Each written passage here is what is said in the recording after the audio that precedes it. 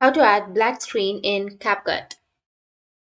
So if you want to add black screen in your CapCut, then first you just need to simply open up your CapCut application, launch your CapCut, and once you launch your CapCut, you'll have create project section. So go with create project.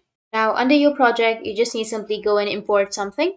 Once you've imported, now you just need to simply drag and drop that to the bottom.